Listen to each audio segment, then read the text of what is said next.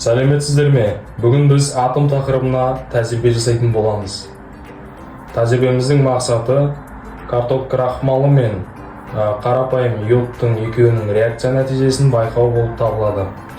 Жалпы бұл тәжірибенің атомдық түсіндірмесі, яғни бұл тәжірибеде йод атомдары мен крахмал молекулаларының екеуінің әрекеттесуінің нәтижесінде реакцияны байқаймыз.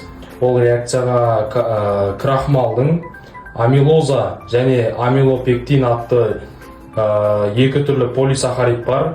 Сол полисахаридтің ішінде бізде амилоза осы реакцияға қатысатын болады. Келесі бізге керекті құрал жабдықтармен таныса кетейік. Бірінші бізде су керек болады, қарапайым мейдегі су.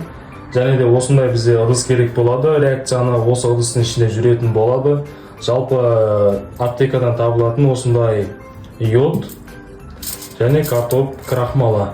Біздің жағдайымызда дайын картоп крахмалын алдық. Оны үй жағдайында қолмен жасасақ та болады.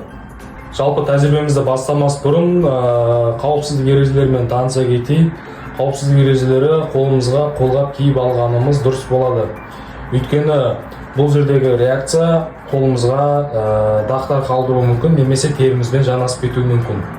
Жалпы тәжірибеде картоп крахмалын осылай сумен әрекеттестіріп, оны қарапайым осындай шай қасығымен араластырамыз. Нәтижесінде қою сүзбе сияқты бізде затты аламыз. Және осы дайын сүзбеге йодты қосу арқылы біз реакцияны байқаймыз.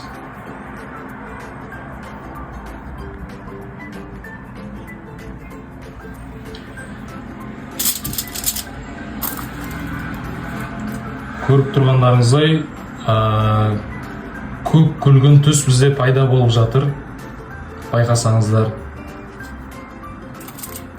Ал бұл түс йодтың түсімен мүлдем сәйкес келмейді.